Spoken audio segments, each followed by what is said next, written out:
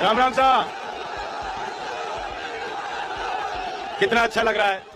हवा ठंडी चल रही है और सूरज भी है। हमको तो वैसे ही ठंड नहीं लगती।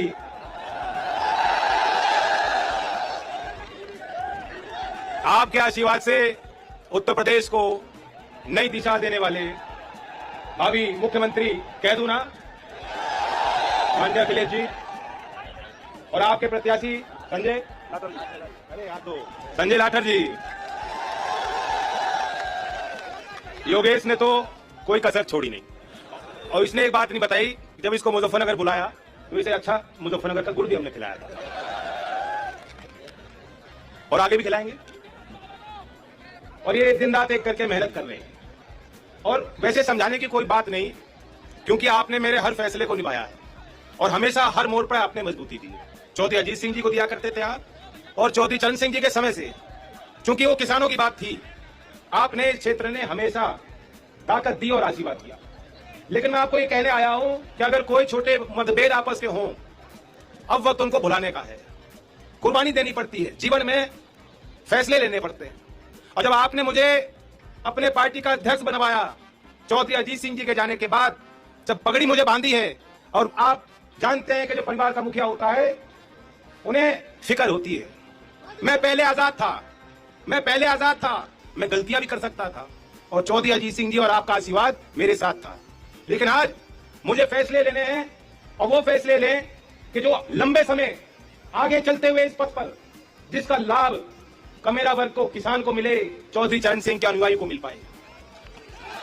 चौधरी चरण सिंह जी को हमेशा से वही लोग, कुछ कुंठित लोग थे जो चाहते थे उन्हें सीमित किया जाए, उनकी ताकत, उनकी पहचान को काटा जाए। उसी प्रकार से आज जब इतना देशव्यापी किसान आंदोलन हुआ और सबको एहसास हुआ कि भाई इकट्ठे हो जाओ, हमारी एकजुटता हमारी ताकत और पहचान है। कोई भी सरकार आ जाए, हम जात पात से ऊपर उठ जाएंगे तो सरकार हमारे आगे झुकेगी। उस ताकत को कमजोर करने के लिए आपके जो विरोधी लोग हैं, अब वो जात पात पे आ गए। तो बड़ी ही होशियारी से बाबा साहब भीमराव अंबेडकर जी ने लड़ाई लड़ी, चौधरी चरण सिंह जी ने सामाजिक न्याय की लड़ाई लड़ी। चौधरी साहब की उस विचारधारा को नई आगाज देना चाहते हो, नए पर देना चाहते हो, उसी समीकरण को खड़ा करने के लिए मैंने और अखिलेश जी ने गठबंधन बनाया है, किया है। और इसीलिए आज जो योगेश पीछे हट रहा है और संजय जी आगे बढ़ रहे हैं, ये उसी फैसले के अनुरूप है। अगर आप मुझे ताकत देना चाहते हो, एक बार इस क्षेत्र से आप जीते थे, एक बार कब जीते थे? जब आपने मुझे जिताया था, याद है? जितनी वोट उस बार दी थी, मैं उम्मीद करता हूं मेरा इतना अधिकार आप पे बनता है कि नहीं बनता। मैं विश्वास कर लूं बात पे। ये चुनावी सभा ही नहीं, पंचायत है, पंचायत में हाथ खड़े कर दिए दोनों। तो उससे ज्यादा मतों से आप संजय लाठर जी को जिताकर, और मैं मानूंगा कि हाँ, लखनऊ में आपने मुझे और अखिलेश जी को पहुंचाने के लिए बड़ा आशीर्वाद दिया।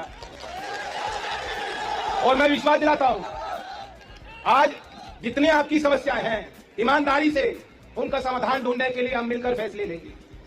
अखिलेश जी ने जब पहले भी इनकी सरकार रही, जबकि मथुरा से उनकी सीटें नहीं थी, यहां बहुत काम कराए। मैं अभी गोवर्धन से होके आ रहा हूं, सौंख में सभा करके आ रहा हूं, और जाजम पट्टी से सौंख की जो सड़क थी, फोडर लोरिया पट्टी, आपको बता नहीं सकता, कीचड़ ही कीचड़ था, आने जाने का रास्ता नहीं था। आपने भी देखी नहीं है वो रास्ते। मैंने एक बार इनसे बात की और उन्होंने वो सड़क जो है सारी पक्की बना दी, और आज उस सड़क की मरम्मत भी नहीं हो पा रही।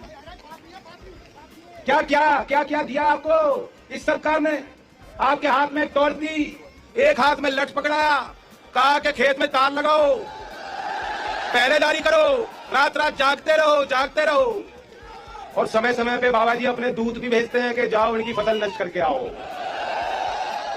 इनके दूध भी भगाओ और इन्हें भी भगाओ, और कोई रास्ता बचा नहीं। लाया की इतनी अच्छी फसल आपने की है, धान की, गेहूं की, आलू की। ये जो द्वाब का क्षेत्र है, यहाँ जमीन भी अच्छी है, लोग भी अच्छे हैं और भाईचारा पसंद करते हैं। लेकिन हिसाब लगाओ, ये जो सरकार डबल इंजन की आई है, इससे पहले जो मंडी में आपको भाव मिलता था, आज वो भाव किसी फसल का मिल नहीं रहा, लौटा नहीं है। केंद्र की सरकार पाम ऑयल को बढ़ाने के लिए 11,000 करोड़ की नई योजना लाई कि पाम ऑयल की खेती होगी। लेकिन पाम ऑयल की खेती को अगर सरकार बढ़ाएगी और वही मिलावटी तेल हमारा शरीर भी खराब हो जाएगा और आपको लाया कि आपकी फसल का जो उचित मूल्य मिलना चाहिए वो मिल नहीं सकता। तो तरह तरह के इस तरह के व्यवहारिक जो फैसले होने चाहिए, आप हमें ताकत देंगे, हम लेंगे। और ये जो नौजवान है यहाँ, इनसे पूछो फौज की भर्ती पिछली कब निकली थी,